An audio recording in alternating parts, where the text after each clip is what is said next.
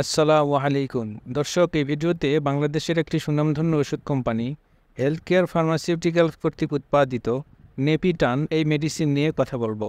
সাথে আছি আমি মোহাম্মদ ফিরোজ আহমেদ, বাংলাদেশ ফার্মেসি কাউন্সিল কর্তৃক নিবন্ধিত এ গ্রেড ফার্মাসিস্ট। দর্শক, এই চ্যানেলটিকে যদি এখনও সাবস্ক্রাইব করে না থাকেন তাহলে এখনই সাবস্ক্রাইব করে ফেলুন এবং পাশে থাকা বেল বাটনটি প্রেস করে রাখুন, যাতে এরকম ইনফরমেটিভ ভিডিও আপলোড করার সাথে সাথে আপনি নোটিফিকেশান পেয়ে যান। চলুন তাহলে শুরু করা যাক।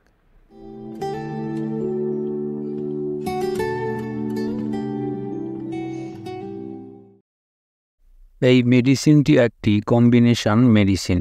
এই মেডিসিনটি দুইটি মেডিসিনের কম্বিনেশনে তৈরি। মেডিসিনটি দুইটি হলো স্যাকুবিট্রিল এবং ভালসার্টান। এই মেডিসিনটির 50 মিলিগ্রামের মধ্যে স্যাকুবিট্রিল থাকে 24 মিলিগ্রাম এবং ভালসার্টান থাকে 26 মিলিগ্রাম। মেডিসিনটির 100 মিলিগ্রামে থাকে স্যাকুবিট্রিল 49 মিলিগ্রাম এবং ভালসার্টান 51 মিলিগ্রাম। সুতরাং মেডিসিনটি 50 মিলিগ্রাম 100 মিলিগ্রামের ট্যাবলেট ফর্মে পাওয়া যায় এবং এই মেডিসিনটির জেনেরিক নাম হলো স্যাকুবিট্রিল এবং ভালসার্টান। জেনেরিক নাম সম্পর্কে ভালোভাবে জানতে হলে একটি মেডিসিনের কয়টি নাম থাকে এই ভিডিওটি দেখে নিতে পারেন। ভিডিওটির লিঙ্ক ডেসক্রিপশনে দেওয়া আছে। এখন জেনে নেওয়া যাক মেডিসিনটির ইন্ডিকেশন কী বা কোন কোন ক্ষেত্রে ব্যবহার করা যায়। মেডিসিনটির ইন্ডিকেশন হলো heart failure with reduced ejection fraction. এখন এই ইন্ডিকেশন সম্পর্কে ভালোভাবে জানতে হলে আপনাদের জানতে হবে হার্ট ফেলিওর কী এবং ইজেকশন ফ্র্যাকশন কী। তাহলে প্রথমে আলোচনা করা যাক হার্ট ফেলিওর কী। হার্ট ফেলিওর বলতে বোঝায় হার্ট আমাদের শরীরের চাহিদা অনুযায়ী ব্লাড পাম্প করতে না পারা। আমরা জানি হার্ট আমাদের সারা শরীরে ব্লাড পৌঁছে দিতে অনবরত কাজ করে যাচ্ছে। এটাই হার্টের মূল দায়িত্ব। হার্ট যখন তার এই দায়িত্ব পালন করতে ব্যর্থ হয় তখনই আমরা বলতে পারি যে হার্ট ফেল করেছে, যাকে মেডিকেলের ভাষায় বলা হয় হার্ট ফেলিওর। এখন জানা যাক হার্ট ফেলিওর কী কারণে হতে পারে। নিম্নোক্ত কারণে হার্ট ফেলিওর হতে পারে। আমাদের সকলেরই এসব ব্যাপারে সতর্ক থাকা উচিত। হাই ব্লাড প্রেশার বা উচ্চ রক্তচাপ, কনজেনিটাল হার্ট ডিজিজ বা জন্মগতভাবে যদি কারো হার্টে সমস্যা থাকে, অ্যারিথমিয়া বা কারো যদি ইররেগুলার হার্টবিটের সমস্যা থাকে, করোনারি আর্টারি ডিজিজ বা হার্ট নিজের শরীরে যে আর্টারির মাধ্যমে ব্লাড সাপ্লাই করে থাকে সেই আর্টারি যদি কোনো রোগ থেকে থাকে, endocarditis, diabetes, heart attack, heart valve disease, obesity, smoking, ageing, physical inactivity ইত্যাদি কারণে হার্ট ফেলিওর হতে পারে। এখন জানা যাক কী উপসর্গ দেখা দিলে বুঝবেন যে রোগীর হার্ট ফেলিওর এর প্রবলেম আছে। কোনো কাজ করতে গেলে দ্রুত শ্বাস প্রশ্বাস হওয়া, অবসাদ বা দুর্বলতা হওয়া, পায়ের গোড়ালি এবং পায়ের পাতাতে পানি জমা, দ্রুত ও অনিয়মিত হার্টবিট হওয়া, কাজ করার ক্ষমতা কমে যাওয়া, পেটের অংশের দিকে ফুলে যাওয়া, শরীরে পানি জমে দ্রুত ওজন বৃদ্ধি পাওয়া, যে কোনো কারণে বা কাজে মনোযোগ কমে যাওয়া ইত্যাদি হতে পারে। দর্শক, আশা করি হার্ট ফেলিওর কী এবং কী কারণে হার্ট ফেলিওর হতে পারে এবং হার্ট ফেলিওর হলে কী উপসর্গ দেখা দিতে পারে সেগুলো সম্পর্কে একটা ক্লিয়ার ধারণা পেয়েছেন। এখন তাহলে আলোচনা করা যাক ইজেকশন ফ্র্যাকশন কী। দর্শক, আমরা জানি যে হার্ট তার প্রতিটা বিটে একটি নির্দিষ্ট পরিমাণ ব্লাড আমাদের শরীরে পৌঁছে দেয়। হার্ট তার 4টা চেম্বারের মধ্যে লেফট ভেন্ট্রিকল নামে যে চেম্বার থাকে, সেখানে যে ব্লাড এসে জমা হয় সেখান থেকে কিছু ব্লাড পাম্প করে আমাদের সারা শরীরে পৌঁছে দেয়। এই লেফট ভেন্ট্রিকলে যে পরিমাণ ব্লাড থাকে তার 50% থেকে 70% ব্লাড হার্ট পাম্প করে বের করে দিতে পারে। অর্থাৎ যদি 100 ml ব্লাড থাকে তাহলে 50 থেকে 70 ml ব্লাড হার্ট পাম্প করে বের করে দিতে পারে।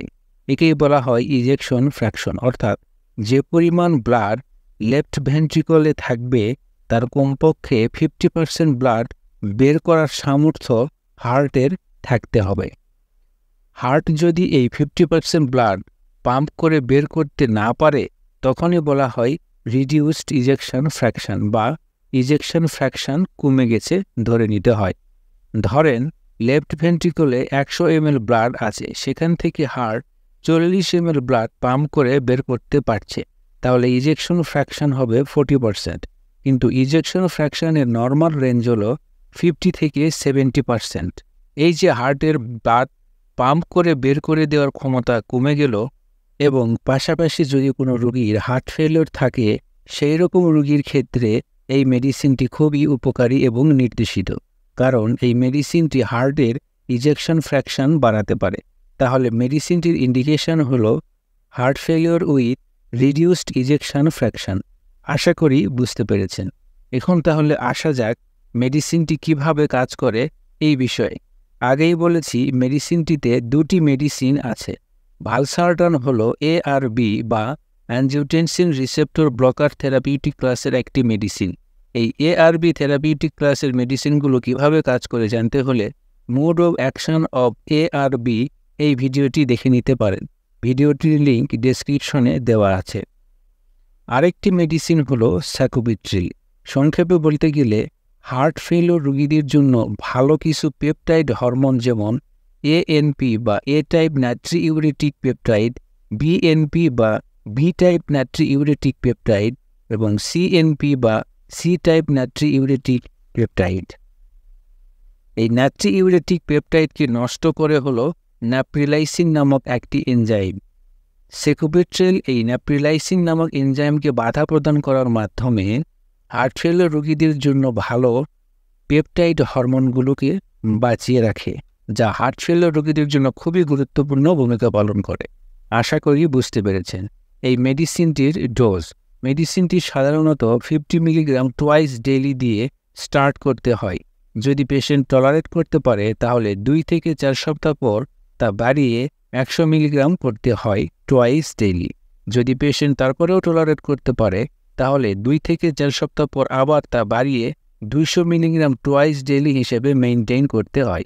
মেডিসিনটি ব্যবহারের পূর্বে যদি পেশেন্ট ACE ইনহিবিটর থেরাপিউটিক ক্লাসের মেডিসিন সেবন করে থাকেন এবং তার রিপ্লেসমেন্টে মেডিসিন ব্যবহার করতে গেলে অবশ্যই 36 আওয়ার্স ওয়াশ আউট টাইম পরে মেডিসিনটি ব্যবহার করা শুরু করতে হবে, কারণ এই মেডিসিন একসাথে ACE ইনহিবিটরের সাথে ব্যবহার করলে সাইড ইফেক্ট হিসেবে অ্যানজিওইডেমা হতে পারে।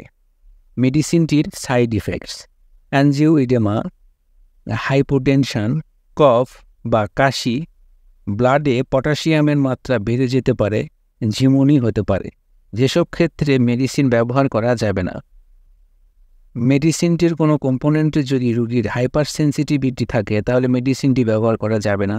ACE ইনহিবিটর এর সাথে একসাথে ব্যবহার করা যাবে না। যদি কোনো পেশেন্টের অ্যানজিওইডেমা হয়েছিল এরকম কোনো হিস্ট্রি থাকে তাহলেও মেডিসিনটি ব্যবহার করা যাবে না।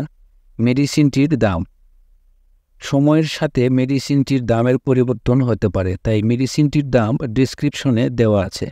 আশা করি উপকৃত হয়েছেন এবং এতক্ষণ সাথে থাকার জন্য অসংখ্য ধন্যবাদ।